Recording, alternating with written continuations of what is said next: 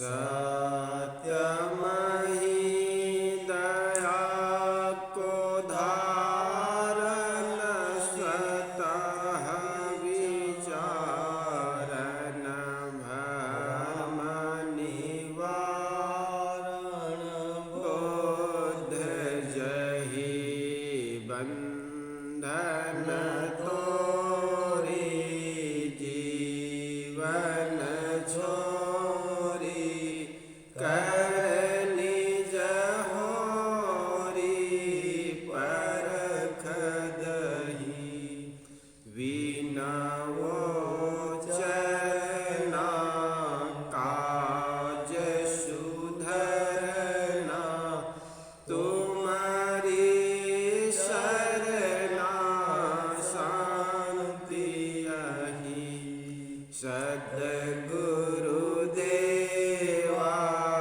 दया धरेवा पार करेवा भव सागर निरहंकारी जग से पारी बहुत रूपारी दुखदाई रहित वासना मिटी त्रासना हरहु शासना गुण आगु त्याग करंता आसन हंता भाषण तंता नहे नागर बंदो गुरुवर देव सहज स्वाभाविक ज्ञान निधि करन हार भव छेव जहाँ न संशय है परमादीन कृपा कर ज्ञान जहि से सब जालन लखे खान बान रुझान करहु समन आशक्ति गुरु बंदो मुख पारखी शिष्य भेट धरुहात वचन उचारो बंदगी सत्य प्रेम के साथ बंदगी साहेब बंदगी साहेब बंदगी। स्वरूपस्थ व्यक्ति ही सम्राट है। साखी नंबर 62।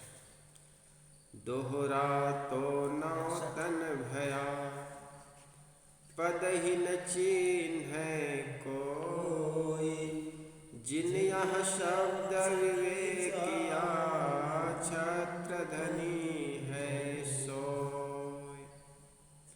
दोहरा तो नौतन भया। जीव अपने शुद्ध चेतन स्वरूप को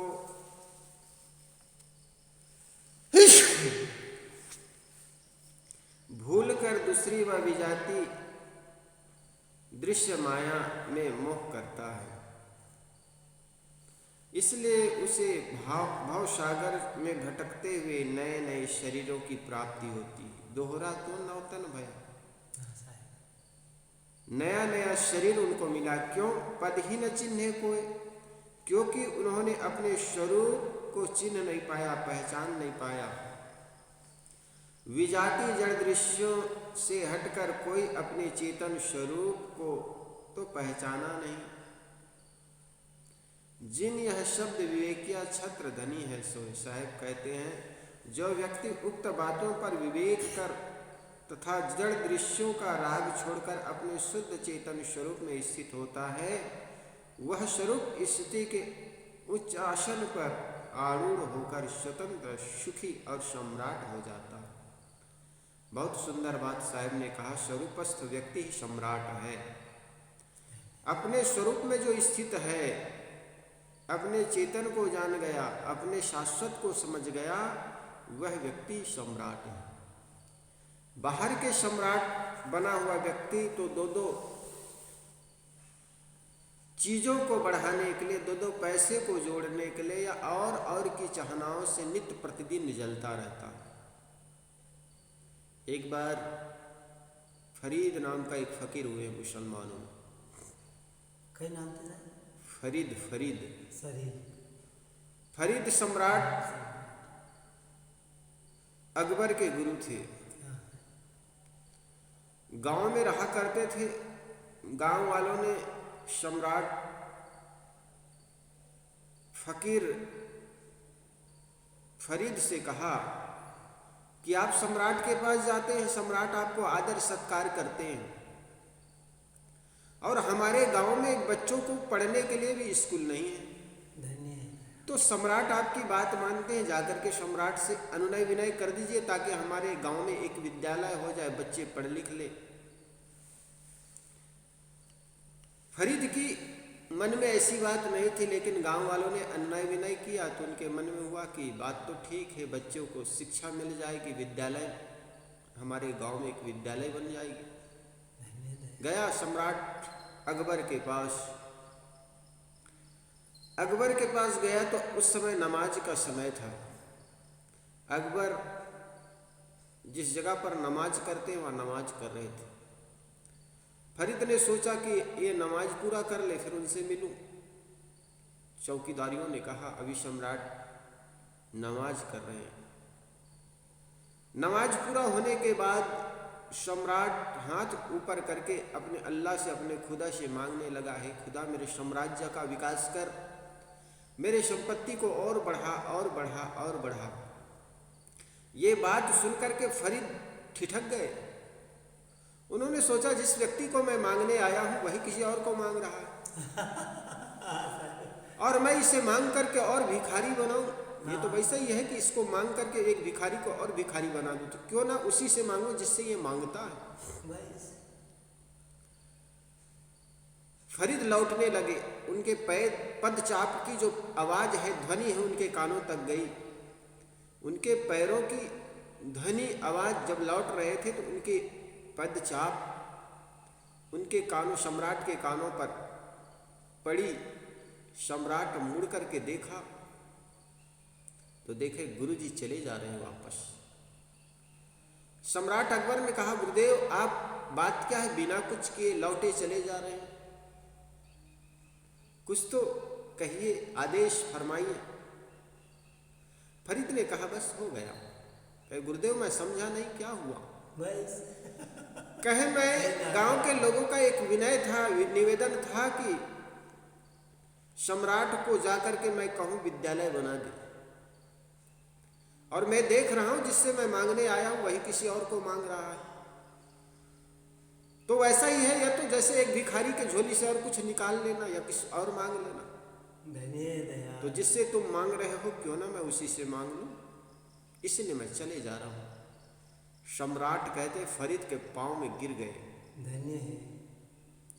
कहने का मतलब जिसको हम सम्राट कहते हैं वो किसी और को मांग करके अपनी संपत्ति, अपनी साम्राज्य बढ़ाना चाहता है। लेकिन जिस व्यक्ति को अपने साम्राज्य का पता हो गया, जिसको अपने स्वरूप का पता हो गया, वो किसके लिए बाहर बाहर दौड़ेगा। जो व्यक्ति अपने मस्त में, जिसको कहा मस्त रहे मस्ती में आग लगे बस्ती में, जो अपनी मस्त में मस्ती है उनको बाहर के ये भौतिक संपदा से क्या लेना देना। और साहब ने तो कहा चाह गई चिंता मिटी।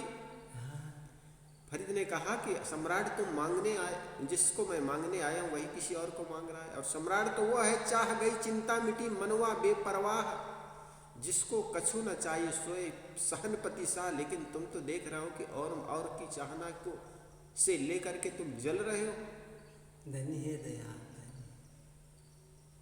साहब कहते चाह गई जिसकी चाह चली गई, चिंता मिटी मन की चिंता बेफिक्र होकर के निश्चिंत जंगल में एक पत्थर का चट्टान मिल जाए उसी पर अपना सिराना बनाकर सो जाए, किस चीज की चिंता। राजा भर्तरी ने बड़ा सुंदर कहा है, सत्संग बिना कृपणता भक्ष, वो पद कैसे है, स्वच्छंदता सत्संग स्वच्छंदता बिना कृपणता भक्ष, न जाने के तप के यह फल होत प्रत्यक्ष। सत्संगत स्वच्छंदता बिना कृपणता भक्ष, साहब कहते सत्संग मिल जाए, बिना कृपणता के, बिना गरीबी के कुछ खाने को मिल जाए, फिर उसको और क्या चाहिए। बिना कृपणता भक्ष, न जाने कौन से ऐसे हमारे शुभ कर्मों के चलते ये सब उपलब्ध हो रहा है। तो कहने का मतलब शायद कहते जिस व्यक्ति को अपने स्वरूप का ज्ञान हो गया, अपने आपा को जो व्यक्ति जान गया, वो सम्राट है।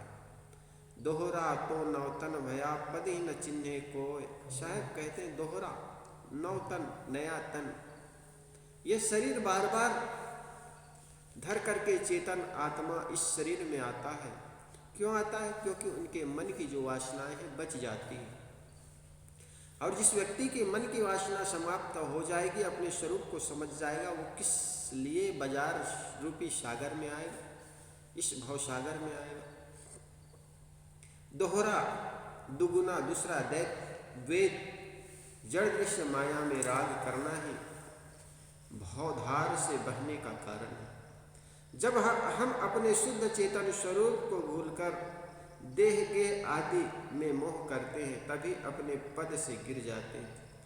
स्व और पद दो ही तत्व है, स्व चेतन स्वरूप है और पर जड़ स्वरूप है। जब हम जड़ से लोभ करते हैं, तब उनके मूल में अपने स्वरूप की विस्मरण ही है।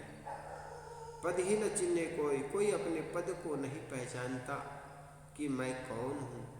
संसार के अधिकतम लोग देह ही को अपना स्वरूप समझते हैं।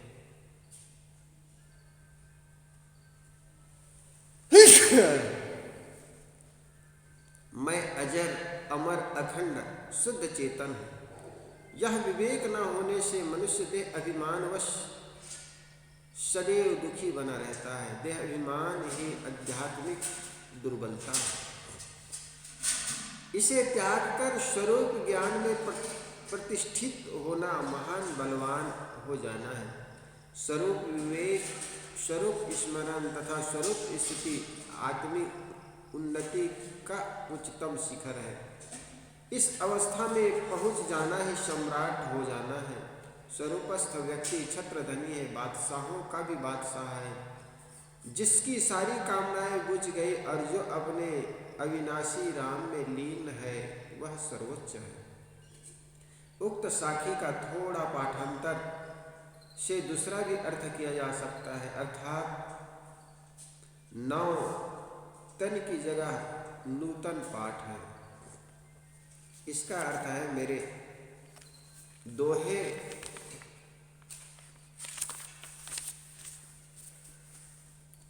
नूतन है, नए हैं, परंतु मेरे पदों को लोग नहीं समझते। जिन्होंने मेरे शब्दों पर विवेक किया है या करते हैं, वे सत्य स्वरूप में प्रतिष्ठित होकर सम्राट हो जाता है। अपने स्वरूप को पहचानना है। जो भी आध्यात्मिक जगत में हम जो भी कर रहे हैं, अगर हम अपने स्वरूप को नहीं समझ पाए तो सिवाय भटकाव के कुछ और मिलने वाला नहीं। जिस प्रकार एक घर से निकला हुआ व्यक्ति अपने घर को खोजने जैसे ही दरवाजे के बाहर निकला, समझो भटक गया, क्योंकि उनका घर में तो है ही, लेकिन वो समझ बैठा, एक भ्रम हो गया। बाहर जैसे ही दरवाजे के बाहर पैर रखा, भटक गया। ठीक इसी प्रकार बाहर के विषयों के पीछे जब दौड़ने लग जाता है, अपने स्वरूप को न पहचान कर, तो समझो वही गरीब हो जाता है, भिखारी हो जाता है। आगे सदगुरु 63 नंबर साखी में कहते हैं, पवित्रतात्मा पुरुष प्रकाश स्तंभ है। कबीर जात पुकारिया, चढ़ी चंदन की डार। बाट लगाए ना लगे, पुनि का लेत हमार। कबीर जात पुकारिया। सदगुरु कबीर कहते हैं कि मैं अपने मानवीय सद्गुण एवं आत्म स्वरूप की स्थिति में आरूढ़ होकर संसार के लिए भी सन्मार्ग बताया जा रहा हूं। कुछ लोगों को लग सकता है कि यह तो सदगुरु कबीर का अहंकार है। अहंकार नहीं है, यह सधिकार है। उस स्थिति पर जब महापुरुष पहुंच जाते हैं तब ऐसे शब्द कहना पड़ता है। जैसे महाराज कृष्ण योगी महाराज कृष्ण ने कहा है, मां एकम शरणम, मेरे शरण में आने से ही तुम्हारा उद्धार है। जब कोई भी महापुरुष उस उच्च स्थिति में पहुंच जाते हैं तो सामान्य जीवों को आकर्षित करने के लिए, सामान्य जीवों को अपने तरफ उस परम सुख को दिलाने के लिए ऐसा कहते हैं, कबीर जात पुकारिया, मैं तो जा रहा हूं लेकिन जाते जाते भी मैं तुम्हें पुकार रहा हूं, चूंकि मैं चंदन के डाल पर बैठा हूं, अर्थात मैं स्वरूप स्थिति में पहुंच गया हूं और तुम्हें मैं रास्ता बताना चाहता हूं, लेकिन तुम बाट निहारे ना लागे, बाट लगाए ना लगे। रास्ता मैं दिखाना चाहता हूं, बताना चाहता हूं, लेकिन लगना नहीं चाहते हो। पुनि का लेता हमारे, इससे हमारा क्या चला जाएगा। एक पथिक चला जा रहा है गलत रास्ते पर,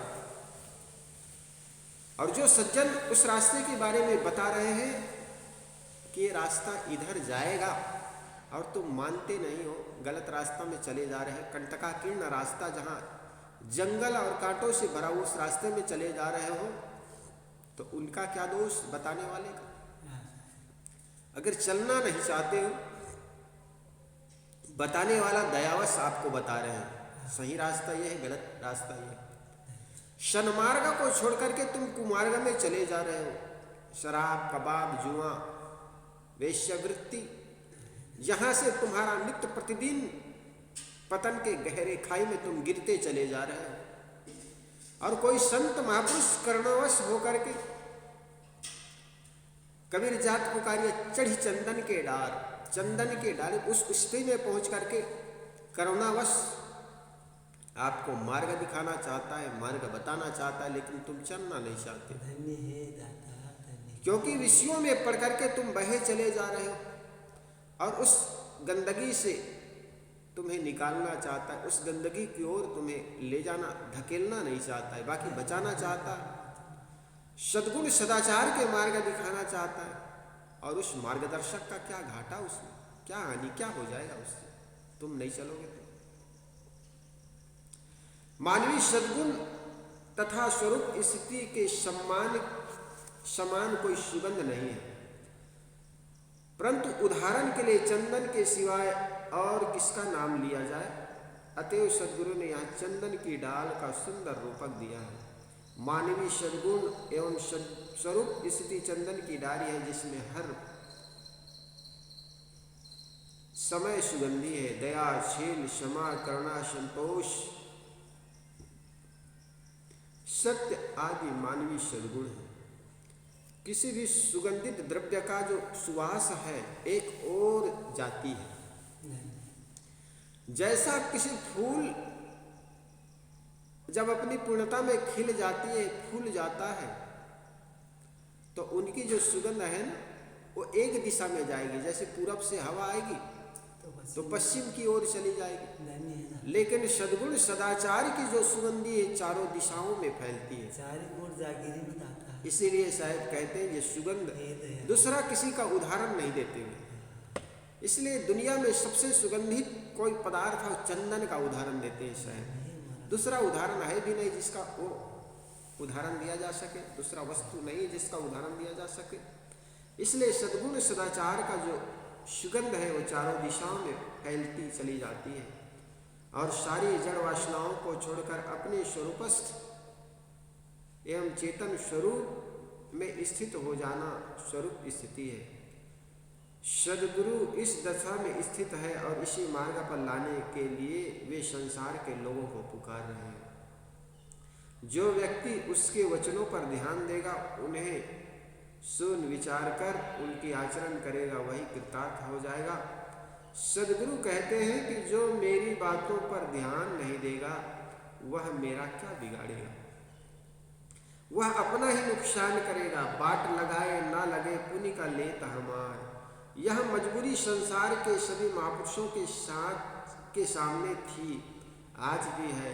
हमारे बीच महापुरुष आते हैं, परंतु हम अपने प्रमादवश उन्हें नहीं समझ पाते।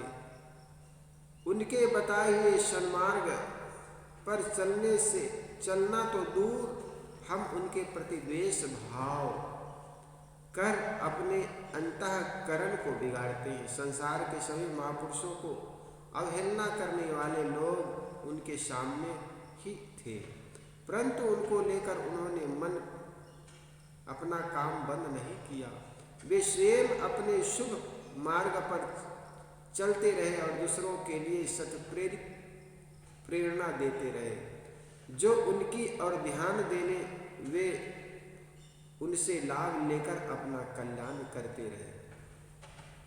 जो व्यक्ति सद्गुण सदाचार का प्रचार करते, उनका सदियों से विरोध करते रहे।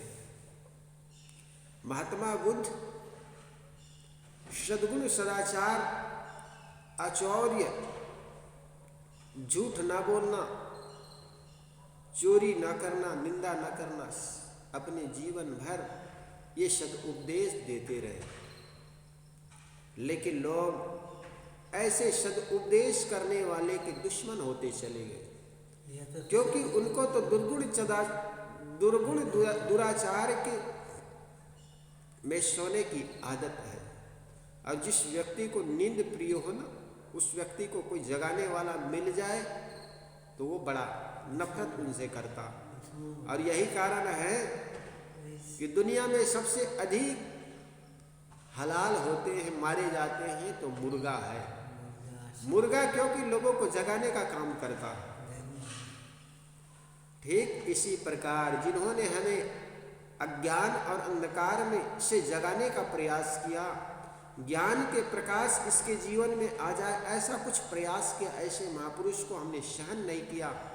उनको हमने या तो गोली से दाग दे, किसी को जहर की सजा जहर दिया गया, किसी को फांसी की तख्ते पर, किसी को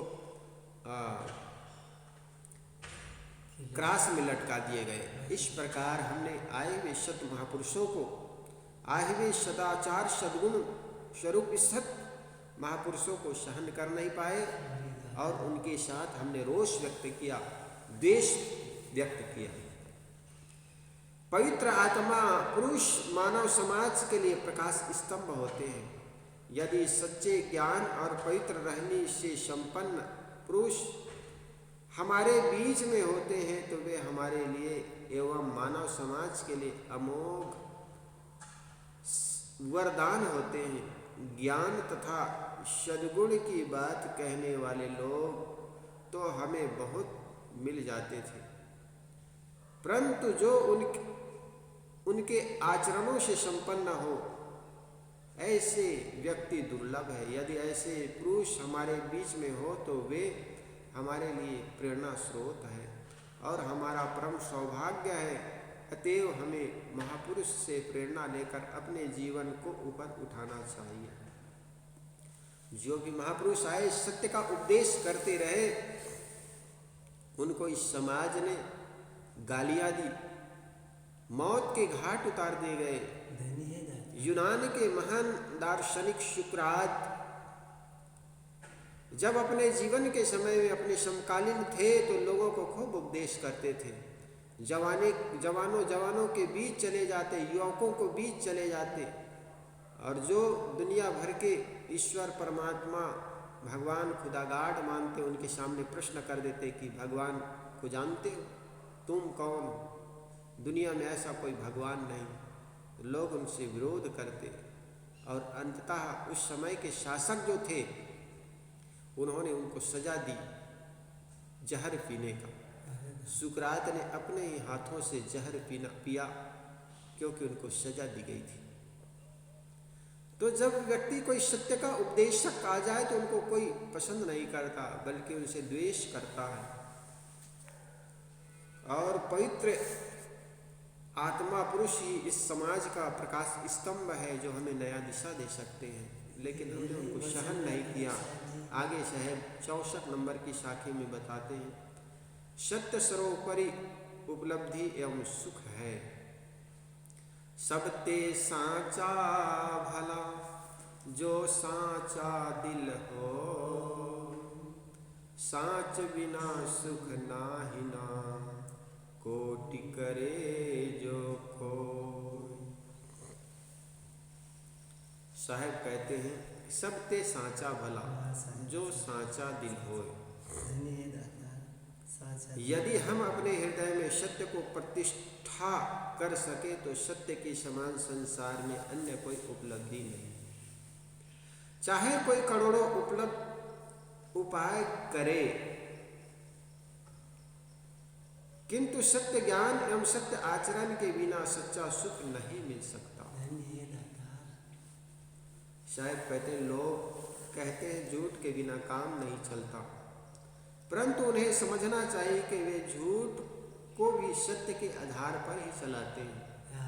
वे झूठ बोलकर भी यही कहते हैं कि यह सत्य है। यदि वह यह कह दिया जाए कि जो मैं बोल रहा हूँ वह झूठ है, तो उसे कौन मानेगा?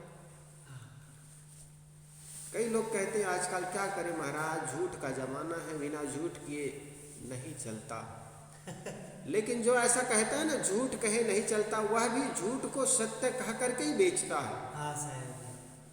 आपने देखा होगा किसी व्यापारी के पास जाओगे तो कहता आप जी आपसे लेंगे, उसको कहाँ रखेंगे, वही रेट में दे रहे हैं जिस रेट में लाए हैं। ये फल तो इतना ऐसा है गुरुजी, वहां से आया यहाँ से आया, मतलब ऐसा सजा करके बोलेगा जैसे प्रतीत होता है सत्य है। तो झूठ को भी बेचने के लिए आदमी सत्य का प्रयोग करता है। जैसा एक चोर है, अब वो चोरी करने आता है तो एकदम साहू बन करके आएगा। जैसे रावण ने जानता था कि रावण पर कौन विश्वास करेगा, तो साधु का वेश बना लिया, खूब लंबा चंदन लगा दिया, तिलक लगा लिया, बड़ा कमंडल पकड़ लिए, और भेष तो ऐसा कि देख करके भैंस भी घबराए, चमक जाए। तो जो चोर व्यक्ति है वो भी जब चोरी करने या किसी को धोखा देने आएगा तो वो साधु का भेष बनाकर आएगा। साहब ने ऐसे चीजों के लिए, ऐसे लोगों के लिए खूब अच्छी अच्छी साखी कही कि हंस बकु देखा एक रंग चरे हरिहरे ताल, हंस छीरते जानिए बकुला धरेंगे काल। साहब ने और कहा कि भेष देख मत बूझिए, बूझ लीजिए ज्ञान, बिना कसौटी होए नहीं कंचन की पहचान। तो किसी भी व्यक्ति को केवल उनके भेष से मत पहचानिए, उनकी बातों से मत पहचानिए, बल्कि उनके आचरण से व्यक्ति की पहचान होनी चाहिए। किसी भी व्यक्ति की पहचान उनके आचरण और उनके कर्मों से होना चाहिए। इसलिए साहब कहते हैं कि किसी व्यक्ति को सुंदर तिलक लगा लिए, भगवा वस्त्र पहन लिए और सुंदर मीठी मीठी बात कह लिए, तो उनसे उनका परख न कीजिए। किसी सुंदर कहा है कि लंबा तिलक मधुरी वाणी, दगाबाज की यही निशानी। अब कुछ लोग धर्म के नाम पर ठगलने वाले बहुत मिल जाते हैं। अभी प्रयागराज में चले जाइए आप, किसी पीपा में भर करके किसी फूल को, आपको देख लेगा, दूर से पहचान लेगा, हाँ इनका कोई बाप दादे मर गए होंगे, दौड़े दौड़े चले आएंगे। आपको भी बड़े अच्छा लगेगा, धार्मिक आदमी चंदन लगाए, मीठी बात कर रहा है। तो आदमी ये सब में फंस करके अपने को ठगा जाता है।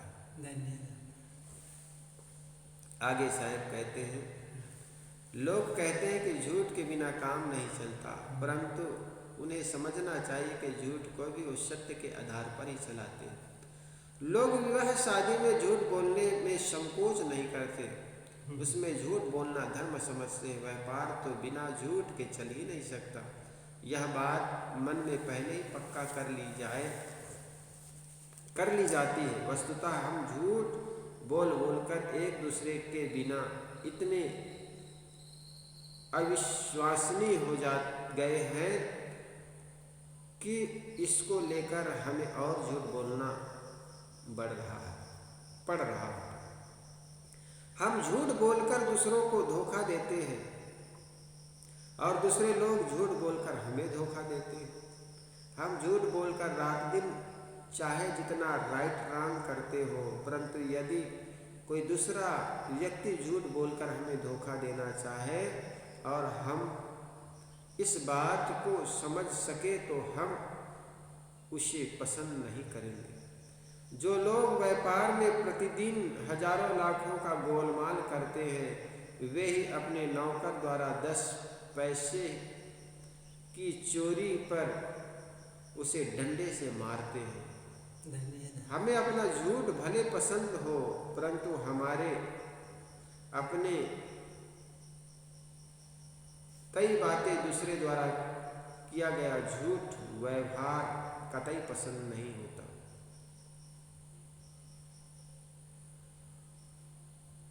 जब हम अपने लिए किसी द्वारा झूठा व्यवहार नहीं चाहते तो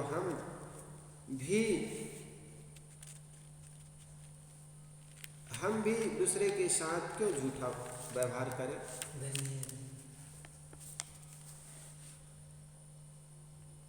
कोई भी अपने लिए दूसरे द्वारा झूठा व्यवहार नहीं चाहता। मानवता का अर्थ यही है कि वह दूसरों द्वारा अपने लिए जैसा व्यवहार चाहते हैं वैसा ही व्यवहार दूसरों के साथ करें।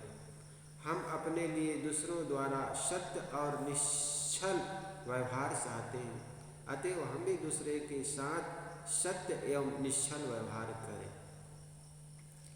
मैंने सुना है कि एक किसान था, उनके पास 2-4 गायें थी। वो गाय का दूध निकाल करके उसको दही बनाते, फिर मक्खन बना करके घी बना करके बेचना उनका व्यवसाय था। एक दुकानदार के पास सामान खरीदने गया, दुकानदार सामान दिया और दुकानदार ने उसी से घी खरीद लेता। दुकानदार रोज की भांति महीने में घी खरीदता और ये विश्वास करता ये किसान है, वो गलत नहीं तौलेगा, बहुत सही तौलेगा, वो 1 किलो का 1 किलो ही होगा। वो कभी तौलता नहीं था। एक दिन मन में आया, चलो किसान जो घी लाता है उसको मैं तौल लूं। उन्होंने तौला तो 800 ग्राम निकला, 200 ग्राम कम था। किसान को बहुत डांटा, अरे मूर्ख, मैं तुम्हें वर्षों से मैं तुमसे घी खरीद रहा हूं, 1 किलो की जगह तुम केवल 800 ग्राम ही घी डाल करके देते हो। किसान कुछ नहीं बोले, लेकिन बार बार जब बोलने लगे तब किसान ने उस व्यापारी से कहा, व्यापारी मैं तो 800 ग्राम देने से बेईमान हूं, लेकिन बेईमान तो तुम हो ज्यादा। अरे मैंने तुमसे आज से साल भर पहले 1 किलो आलू ले गया था, उसी आलू को मैंने बट बना दिया। आज तुम्हें मेरी बेईमानी तो पता चल गया, लेकिन तुम वर्षों से बेईमानी कर रहे हो, उसका क्या? मुझे क्या पता तुम 800 ग्राम दिए कि मेरे को 1 किलो दिए। मैंने तो तुम्हें 1 किलो आलू मांगा था, उसी के अवेजी मैंने एक पत्थर का बट बना लिया। तुम्हें अपनी बेईमानी दिखाई नहीं पड़ती? मैंने उसी बट को बना करके तुम्हें घी तौल करके दिया और तुम कहते हो 800 ग्राम है, तो बेईमानी तो तुमने किया। जैसा करोगे वैसा भरोगे। मैंने 800 ग्राम, मैंने आपको बराबर 1 किलो घी, चूंकि आपने मुझे 1 किलो आलू दिए थे, वो आलू मुझे क्या पता तुम 800 ग्राम बना कर दिए। कहने का मतलब हम दूसरे के साथ बेईमानी करते, हम राजी, हम ठीक, लेकिन दूसरा हमारे साथ बेईमानी करे हमें कतई पसंद नहीं। इसलिए साहब कहते हैं कि सत्य सबसे भली वस्तु है। साथ से सत्य क्या वस्तु है? वस्तु का सत्य ज्ञान, सत्य भावना, सत्य वचन, सत्य आचरण, ये चतुर्विध सत्य की धारणा ही सत्य को ग्रहण करना है। पहली बात वस्तु का सत्य ज्ञान है। जड़ और चेतन के उनके अपने गुण धर्मों के सहित उन्हें तत्वतः समझ लेना सत्य ज्ञान है। सत्य पानी कोई देवता बरसाता है, यह असत्य ज्ञान है। जड़ प्रकृति की अपनी अनुकूल योग्यता से पानी बरसता है। जब उनकी अनुकूल योग्यता नहीं रहती तब नहीं बरसता है।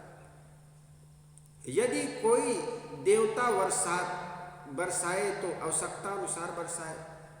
देव चेतन होने से यह अति वर्षा एवं अवर्षा नहीं कर सकता, जिससे प्राणियों को कष्ट हो। परंतु देखा जाता है कि कहीं अतिवर्षा हो रही है तो कहीं पर अनावर्षा हो रही है, और अनावर्षा से कहीं सूखा पड़ रहा है, कहीं अकाल पड़ रहे हैं। तो हम देखते हैं कि वर्षा, शीत, धूप, ओला पाला, नदी झरना का बहना, वनस्पतियों का उगना बढ़ना, इसमें फूल फल का आना, 6 ऋतुओं का परिवर्तन होना, भूचाल आना, ज्वालामुखी का फटना तथा सारी जड़ प्रकृति में होने वाली घटनाओं किसी चेतन देव, भूत प्रेत आदि की अपेक्षा नहीं रखती। जड़ तत्वों के उनके गुणधर्म और क्रिया आदि उनमें अंतर्निहित है, जिससे जड़ात्मक सृष्टि अवध गति से चलती है। जड़ में सर्वथा भिन्न चेतन सत्य है, जो केवल स्वरूप ज्ञान है, ज्ञान स्वरूप है। वे जड़ वासनावश देह धारण कर संसार में भटक रहे हैं। मनुष्य शरीर में स्वरूप ज्ञान पाकर तथा वासना का त्याग कर वे मुक्त हो सकते हैं। मनुष्य, पशु, अंडज तथा उष्मज के अलावा देव, भूत, प्रेत आदि कोई योनि तथा खाने का अस्तित्व नहीं है। मनुष्य के अलावा मनुष्य का कोई उद्धारक नहीं है। अपने कार्य से ही अपना उत्थान तथा पतन, बंधन और मोक्ष प्रत्यक्ष सृष्टि क्रम के विरुद्ध संसार में जितनी बातें चमत्कारिक रूप से मान्य है, वे सब मनुष्य के अज्ञान से फैली है। चमत्कारों के मूल में धूर्तता है तथा या मूर्खता। इस प्रकार जड़ चेतन को उनके अंतर्निहित गुणधर्मों के द्वारा ठीक से समझना सत्य ज्ञान है। जब तक जड़ चेतन का ज्ञान न हो व्यक्ति को, तब तक अंधविश्वास के पीछे दौड़ता रहेगा। पानी गिरने का अपना कारणकारी की व्यवस्था है। आकाश में बदल हो और उस बदल को ऑक्सीजन या बर्फ का छिड़काव हो जाता है तो वहीं पर बारिश हो जाती है। अभी कुछ महीना पहले दुबई में जो बाढ़ आई थी वो कृत्रिम वर्षा के कारण है। हमारे इस भारत देश में अंधविश्वास इतना हो गया कि लोगों के अंदर यही बात घुस गई है कि यज्ञ करने से बारिश होती है, और हमने उससे ऊपर कुछ सोच नहीं पाए। क्योंकि अगर हम चिंतन के क्षेत्र में आगे बढ़ते तो हम भी आज कृत्रिम वर्षा करके यहाँ पर पानी गिरा सकते थे। क्योंकि ये पश्चिम राजस्थान, जिसको हम मारवाड़ कहते हैं, यहाँ पर आए दिन पानी की किल्लत होती है। और लोग सोचते हैं कि यज्ञ करने से बारिश होती। तो यज्ञों के पुजारियों से मेरा निवेदन है कि ये पश्चिम राजस्थान, जहाँ पर पानी के लिए लोग बरसात के पानी को 3-3, 4-4 वर्ष जमीन के नीचे हौद बना करके रख करके उस पानी का प्रयोग करके अपने सुधा तृप्त करते थे, प्यास बुझाते थे। तो ऐसी जगह पर आकर के यज्ञ करके पानी गिराए तो मान लिया जाएगा अब यज्ञ से पानी गिरता। पश्चिम गुजरात, काठियावाड़ जिसको कहते हैं, सौराष्ट्र कहते हैं, वो प्रांत सागर के किनारे होते भी वहाँ पानी के लिए तरसते हैं, मीठा पानी नहीं है। ऐसी जगहों पर जाकर यज्ञ करे और पानी गिराए तो मान लिया जाएगा पानी गिरता। और इससे ऊपर कुछ सोच नहीं पाए। जब हम आदमी गलत समस्याओं के गलत समाधान में लगे रहेंगे, कोई भी समस्याओं के गलत समाधान में लगे रहेंगे, तब तक हमें सही समाधान नहीं मिल पाएगा। वो दुबई देश के लोगों ने समझा कि कृत्रिम वर्षा भी किया जा सकता है। जब आकाश में बद्दल हो तो बद्दल को खींच करके अपने देश में जहाँ पर पानी गिराना है वहाँ पर ला करके उसमें बर्फ का छिड़काव करके या ऑक्सीजन का छिड़काव करके वहाँ पर पानी गिराया जा सकता है। उस देश के लोगों ने समझा, उस देश के लोगों ने जाना पानी गिरने के वैज्ञानिक कारण को, और वहाँ पर कृत्रिम वर्षा किया और इतना वर्षा हुई कि वहाँ पर बाढ़ आ गई। वहाँ टेक्नोलॉजी का प्रयोग किया, वहाँ पर वैज्ञानिक तथ्यों का प्रयोग किया। हमने विज्ञान धर्म के नाम पर अंधविश्वास हमारे देश में पैदा होता चला गया। उस देश में ज्ञान के नाम पर विज्ञान पैदा हुआ, उस लोगों ने कुछ शिक्षा ली, विज्ञान का आविष्कार किया। तो जब तक जड़ चेतन का सही ज्ञान ना हो जाए, हमने तो सोच लिया कि भगवान पानी गिराता है। अब भगवान गिराता है तो भगवान जाने, हमने भगवान पर छोड़ दिया, और भगवान पर छोड़ दिया यही कारण है कि हम अकाल गरीब होते चले गए। हम इस देश में बेरोजगारों की संख्या बढ़ती चली गई, इस देश में भूखमरी की संख्या बढ़ती चली गई। क्यों? क्योंकि हमने यही सोच लिया अजगर करे ना चाकरी, पक्षी करे ना काम, दास मलुका कह गए सबका दाता राम। वो सबका पेट पालेगा। हम निकम्मे और आलसी बन गए, भगवान भरोसे बैठ गए। किसी संत ने तो सुंदर कहा कि बिना मेहनत किए कुछ मिल नहीं सकता। भोजन पास में रखा है, हाथ हिलाना पड़ेगा, हाथ को मुख में ले जाना पड़ेगा, कौर उठाना पड़ेगा, लेकिन हमने केवल भगवान के भरोसे भगवान करेगा। हमने ऐसा मान लिया। ठीक है, संतोष के लिए भगवान शब्द अच्छे, क्या भैया कुछ काम नहीं हो पाया, प्रारब्ध पर छोड़ दो, भगवान पर छोड़ दो। लेकिन जिस काम को आप कर सकते हो, जिसके लिए आप सोच सकते हो, चिंतन कर सकते हो, और चिंतन से आपके अंदर ज्ञान पैदा होगा, उस ज्ञान के माध्यम से आप उसका हल कर सकते हो। लेकिन आप केवल अंधविश्वास में पड़ गए। जड़ चेतन का पूर्ण ज्ञान ना होने से आदमी के जीवन में भटकाव के सिवा कुछ नहीं है। इसलिए साहब कहते कारण कार्य की व्यवस्था समझो, विश्व सत्ता के नियम को समझो, और जो व्यक्ति विश्व सत्ता के नियम को समझेगा कहीं भी भूल भटकाव में नहीं पड़ेगा। आगे साहब कहते हैं सत्य भावना। हम जिस वस्तु को जिस तरह समझते हो उसको उसी तरह माने। झूठी मान्यताओं को मन में कभी स्थान न दें। हमारा मन वस्तुपरक होना चाहिए, कल्पना परक नहीं।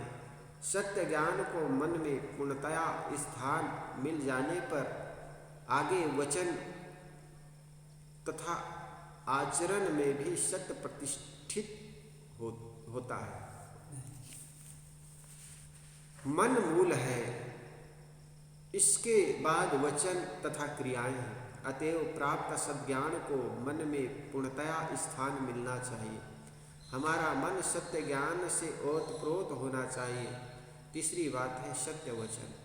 हम जिस वस्तु को जैसे सुने हैं, जैसे जानते हैं, जैसे मानते हैं, उसे ठीक उसी प्रकार कहना सत्य वचन है। लोग थोड़ी थोड़ी बातों में झूठ बोलते रहते हैं। कितने लोग का झूठ बोलना उनके जीवन का एक नियम बन गया है। कितने लोग कभी कभी अपवाद स्वरूप झूठ बोलते हैं। कुछ लोग जानबूझकर कभी झूठ नहीं बोलते। ये सब समय हृदय को सरल एवं निश्चल रखते हैं और हृदय में जैसी बातें हैं वैसे ही कहते हैं। प्रश्न होता है कि किसी निरपराध प्राणी की जान बचाने के लिए झूठ बोलना ठीक है या नहीं। मेरे विचार से ऐसी जगह झूठ बोलना भी यदि पाप हो तो भी यह पाप करके निरपराध प्राणी को जान की रक्षा करनी चाहिए। हमें चाहे कि हम सत्य बोलने में श्रद्धा रखें। एक उदाहरण दिया जाता है कि जब एक शिकारी शिकार के पीछे दौड़े चला जा रहा था, बीच चौराहे पर एक संत मिले। संत को उस शिकारी ने पूछा कि इधर मेरा शिकार जो गया आपने देखा? उस संत ने कहा इधर नहीं गया, वो इधर गया। उल्टा दिशा में बता दिया संत ने। तो किसी प्राणी की जान बचाने के लिए अगर झूठ बोलता है तो वह झूठ नहीं है। उस संत ने कहा कि आपका शिकार इधर नहीं उधर गया, तो उस जान को बचाने के लिए संत ने झूठ बोला तो वो पाप नहीं। ऐसा माना जाता है। चौथी बात, सत्य का आचरण करना। सत्य को जान तथा कहकर ही न रह जाना, उनके जीवन में आचरण करना। हम यदि समझ लिए कि व्यभिचार, हत्या, चोरी, परनिंदा, द्वेष, काम, क्रोध आदि गलत है, तो हमें चाहिए कि उनसे दूर रहने के प्रयत्न में लगे रहें और दया, क्षमा, शील, संतोष, पर सेवा, ब्रह्मचर्य, वासना निवृत्ति आदि यदि सत्य पथ है ऐसी समझ हो गई तो इसका हमें अनुसरण करना चाहिए। इस प्रकार सद्गुरु कहते हैं कि यदि सत्य को हम अपने जीवन में धारण कर सके तो इसके समान कोई उपलब्धि नहीं। इसलिए साहब ने कहा, सांच बराबर तप नहीं, झूठ बराबर पाप, जाके हृदय सांच है ताके हृदय आप। इसके बिना जीवन में सच्चा सुख मिल ही नहीं सकता। इंद्रिया, भोग, विषय एवं मिथ्या ममता एवं स्वार्थ में हम जितना चिपके रहते हैं उतना ही सत्य से दूर रहते हैं और झूठ का आश्रय लेते हैं। जब हम स्वार्थ को जीत लेते हैं तब झूठ से दूर तथा सत्य में लीन हो जाते हैं। सत्य ज्ञान, सत्य भावना, सत्य वचन और सत्य आचरण से संपन्न व्यक्ति भीतर बाह्य स्वस्थ, सदैव प्रसन्न, आनंदित एवं निर्भय होता है। इसके सुख के आगे जगत के सारे सुख तुच्छ हैं। उसकी आत्मा सत्य के व्यवहारिक स्वरूप में प्रतिष्ठित होकर सर्वोच्च स्थिति को प्राप्त होती है। इसके समान न कोई देवता है न ईश्वर है, अपितु वही सर्वोच्च देवता है, ईश्वर है और गुरु है। महाभारतकार कहते हैं कि जो वेदों को जानता है वह वेदों के उस भेद को नहीं जानता जो जानने योग्य है। जो सत्य में स्थित है वही वेदों के जानने योग्य भेद को जानता है। वे कहते हैं कि वेदों का रहस्य सत्य है, सत्य का रहस्य आत्मा संयम है, आत्मा संयम का रहस्य मोक्ष है। यही संपूर्ण शास्त्र का सार है। रामायणकार ने श्री राम से कहलवाया है कि संसार में सत्य ही ईश्वर है। धर्म सदैव सत्य पर ही टिका रहता है। उसका आचरण आधार सत्य है। सत्य से पृथक कहीं परमानंद नहीं, परमपद नहीं। दान, यज्ञ, होम, तपस्या, वेद सब सत्य पर ही ठहरे हैं। अतएव सबको सत्य के में अनुरक्त होना चाहिए। आगे, साचा सौदा कीजिए, 65 नंबर की साखी। साचा सौदा कीजिए, अपने मन में जाए, साचे हीरा पाइए, झूठे मूल हानि। ये साखी हम कल सुनाएंगे। किस प्रकार सत्य पर आधारित व्यक्ति